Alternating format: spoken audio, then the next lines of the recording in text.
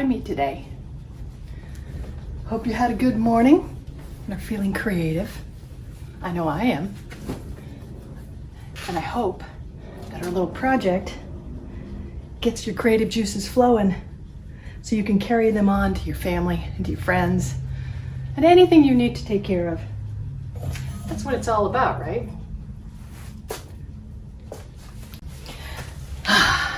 Much better. Now I'm feeling creative. So this is just a standard little 8x10 canvas that you can get curbside pickup, or you can order online and have it delivered to your house. In a pinch, if you don't have this, printer paper taped to a piece of cardboard from one of the many Amazon boxes you probably have from things you're getting, like toilet paper, can work in a pinch. So you just cut it out to 8.5 by 11, or you can cut it down to the 8x10 like this. So you get started with your canvas. I've taken some recycled packing material and made my own little palette, because I like to hold a palette like this. But if you don't have that and you have those paper plates that we get every time we go for a food pickup, take your paper plate, fold it in half, cut a generous hole in it, and you now have an easy palette to use for your paper. Then the next step, and depending on where you get it, any acrylic paint will do. You can use the kids' finger painting if you want. Doesn't really matter. It's about the process. Enjoy the process. I have a very simple palette for this project. So I'm going to open up all the containers so that you can see the colors and match it as best you can. If any of these colors aren't good for you, by all means, please substitute. Doesn't matter. It's about creativity, blending with a brush, the zen of painting.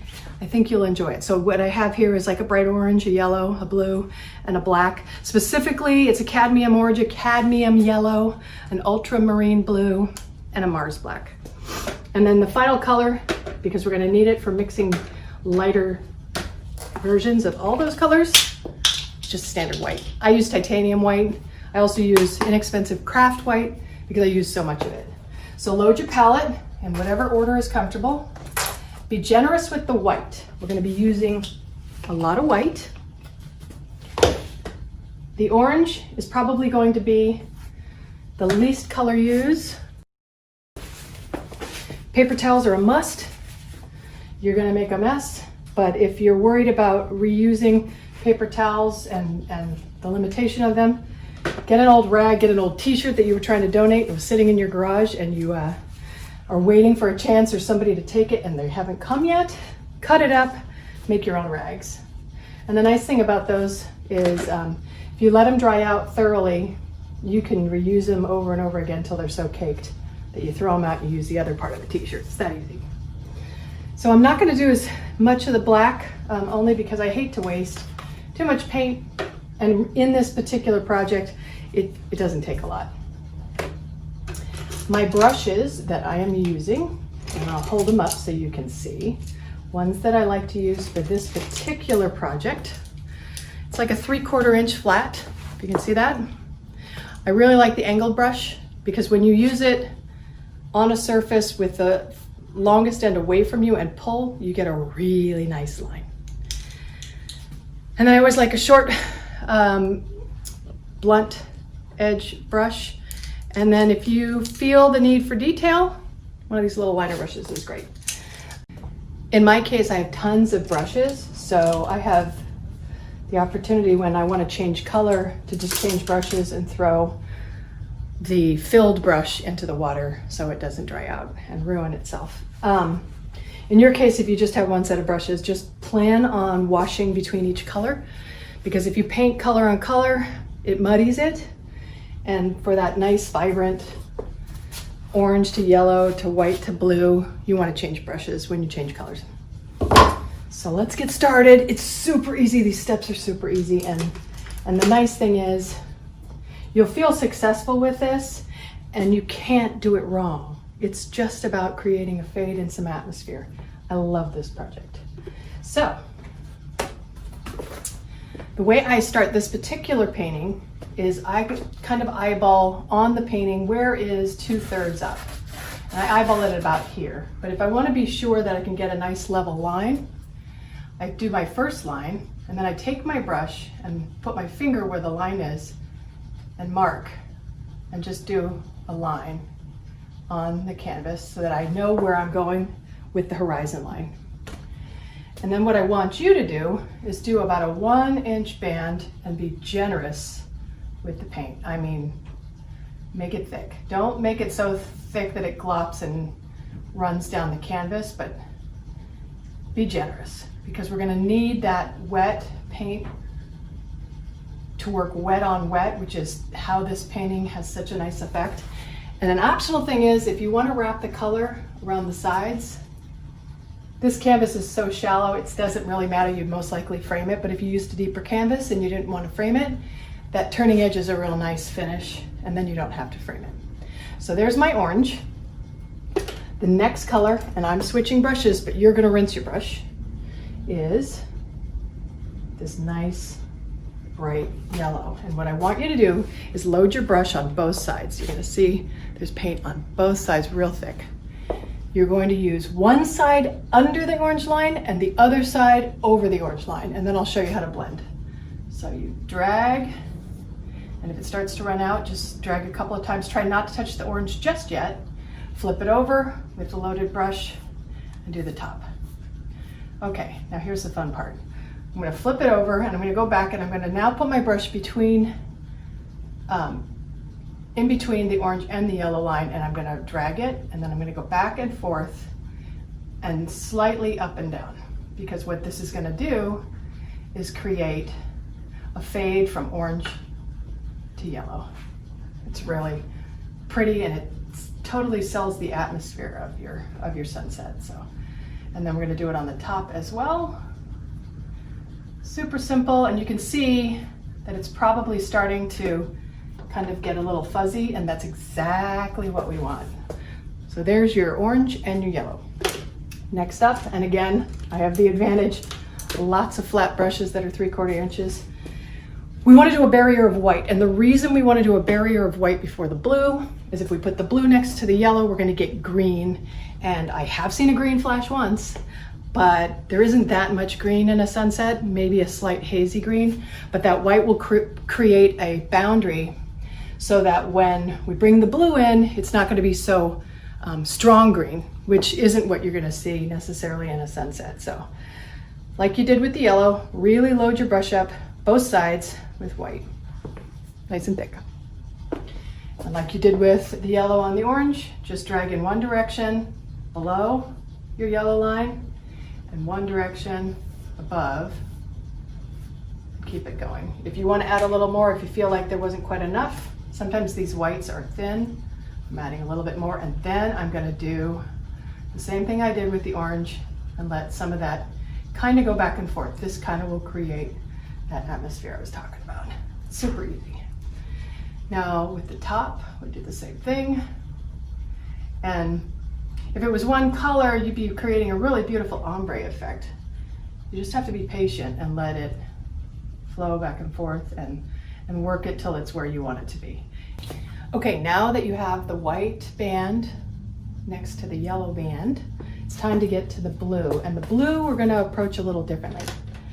The blue, because it's such a strong color, is going to, it's going to want to take over the canvas. And there's a lot of surface area for the blue to cover.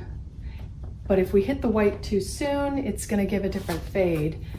And what we want is the blue to be strong at the base of the canvas and strong at the top of the canvas, and then fade up and fade down. So instead of going right next to that white line like we did with the other colors, we're going to start the blue far away from the white.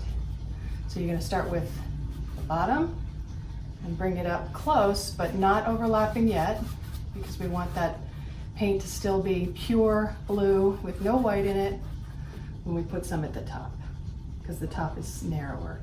So I'm going to come in with the blue up here, and then I'm going to let it touch the white, and you're going to see how the fade happens, where you get the atmosphere and the sky.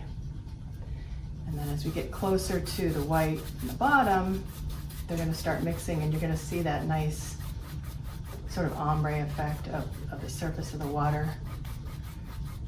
And we're going to still let that down there, this area, stay pure blue because it gives that nice punch, and there's a balance to the canvas with that bright blue on the top going into a white with a little tinge of green, yellow, and then orange for the sunset. Now normally I might wait for the paint to dry a little bit for this next step, depending on what effect I want. But in this case, I actually want to take advantage of the wet paint. I'm just doing a little touch up on the edges because I like to wrap the paint. I want to go wet in wet with the paint. And as I talked about earlier, I have this brush that has that little kind of bevel. And when you drag it away from the long, you get a nice sharp line. Or if you push away from yourself with that facing you, you're going to get that sharp line. And what we want to create now is the horizon line of the land. And if you did an orange line that's really level and you're comfortable with eyeballing it, you can just drop your horizon line right in between the middle of your orange line. But if you're a little concerned that there's more movement and it's not straight or even, you can start your first mark and do what we did before. Measure with my finger on my brush, come here and then mark, double check the measurement, mark again. And so that's my horizon line guide, that dotted line. And I want you to have the long end of the brush facing you because you're going to drag away from you. It's a small canvas, it's easy to do. And if you're left-handed, as you know, it's going to be that. But I'm right-handed, so I'm going to do it this way. And you're going to let it, as it drags, just kind of wiggle it a little bit so you can create little mountains, little happy mountains in the background. We're just basically now creating the land that will reflect into this beautiful sunset water. Then the next step, this is when you're going to have this brush and go super skinny just below the base of your land. I want you to drop just a line that's very gently and implying the reflection of that land in the water.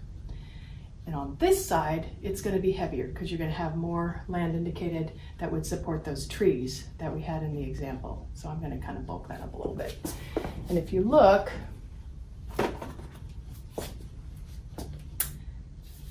I made that island just a little bit thicker. I even gave it a little something extra, kind of implying the reflection down in the water.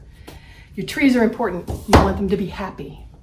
There's nothing like happy trees. We all know about that.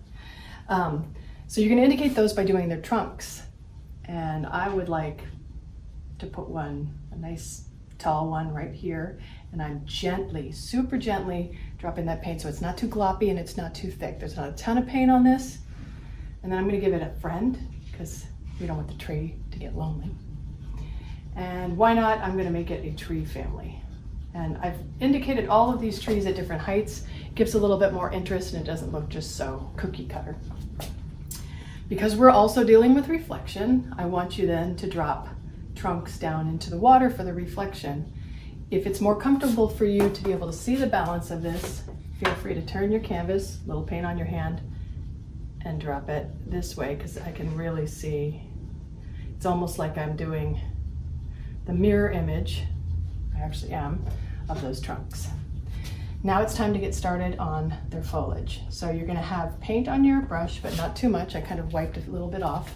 And you're going to go to that point at your brush and you're going to start at the top of the tree. And I want you to gently, without too much pressure, just start going back and forth to create the boughs and the foliage of these evergreens.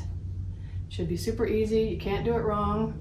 I'm letting the orange and the yellow show through because I want it to indicate space by the boughs. These trees aren't super lush. I think it's prettier if it's broken up and it looks lacy. They could be solid if that's more comfortable for you, but for me, I prefer this. And again, as you know, as I said, I like to wrap my canvas with the painting on the edge. You don't have to do that. And then I'm going to do this final tree over here. Just let the brush do all the work. And it's okay, it picked up a little bit of the orange. I like that. It's kind of reflection, it's great. Now, with the reflection in the water, you can eyeball it and kind of remember sort of what you had up top. But what I want you to do is remember, ultimately, we're probably going to be letting more of that other paint that's wet get involved, because I want it to look like water.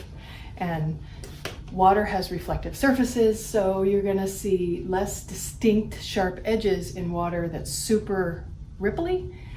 You'd see very sharp edges if it was calm water, and I want it to be somewhere in between because it serves my purpose and it's creative. The dock is another step, but if you wanted to stop this here, I think that this painting works. By simply putting a signature in black or in a dark color at the base, you kind of balance out the strength of that contrast. Totally your decision. This reminds me of a Rothko with a little bit of reality. So if it already works for you, one of the things I try not to do is overwork a painting. If you're happy with this, because we've done a fade, sign it and display it or put it away, whatever you want. It was about the process.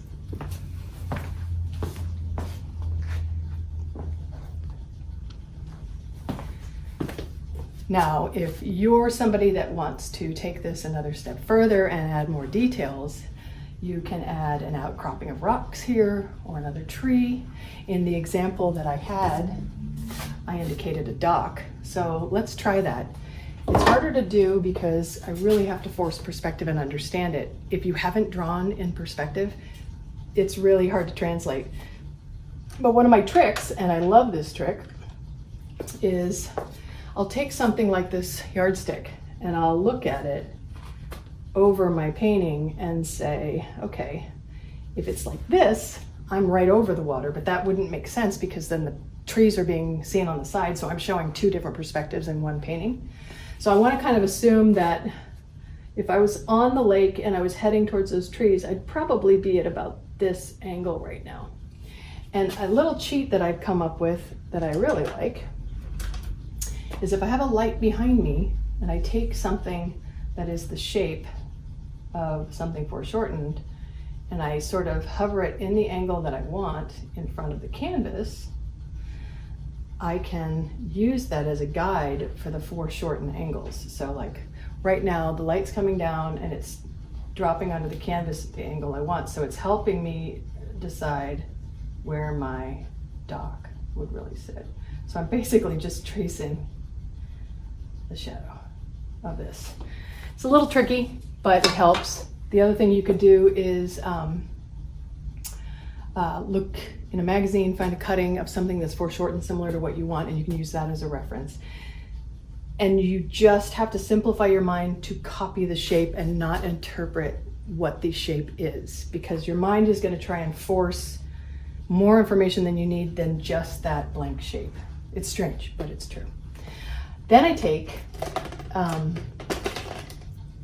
one of my flat brushes, and in this case, I have to brush it. And I'm going to take advantage of that nice straight edge. Now, since I've created this angle on the dock, I need to follow that angle, and I need to lay my brush on it and then drag it back to create the rest of the dock. And what it does, and I'm dragging some of the paint off because the dock isn't necessarily going to be full strength. There's going to be some highlights on it. And then I'm going to take advantage also of the wet paint now and take one of these smaller brushes and indicate planks. And to indicate planks, I'm just going to pull a little bit of the paint away parallel to that front edge line. And it's just using the paint and removing the paint to create a highlight. If you can see it probably a little better now because I added a little water, if it's a little strong. And so now I'm indicating planks in the dock. And again, more water if it's not removing the paint at the pace you want. And so this is a fun technique to just use what you have and get highlights and things. And the other part of the dock we have to indicate, which I did here, is this edge. That's going to be darker because it's in shadow. The sun's way over there. So use one of the short, wide, flat edge, and you drop it next to this and drag it back. And apply firmer pressure as you get to the bottom, because that firmer pressure is going to make the brush wider. I use my fingers in most painting that I do if I don't like what I see. And with this brush, kind of take some of the paint away so it's not as thick. I'm wiping it on my palette, my homemade palette. And I'm going to get next to the dock, and I want to indicate that there's movement in the water and indicate the reflection in the water just by wiggling the brush. I'm letting a little bit of the blue sit there because if the dock is raised up a little bit, it's just sort of the reflection of the dock itself. And then finally, if you have been to Muskoka, you have seen all those Adirondack chairs that are everywhere, and we can add one of those. It's good to have a reference for this, but I can give you a couple of quick tips. Adirondack chairs are kind of a fan back with arms and the legs. So I look at my dock and I say, okay, I want the back of the chair on at this point. And I'm just going to create like this little fan. This is the back of the chair. Then I do the seat down here, which is just a straight line, and then the legs go back at an angle. And then I do the arm of the chair, and I do the other arm of the chair. I just want to retrace the back because that's the farthest back in the painting. And because I did a chair on the dock, there's going to be a little indication of the chair in the water, so I'm just going to kind of allude to that with a little scumble of depth. And there you have it. You have a Muskoka sunset with a dock, 3 trees, and an Adirondack chair.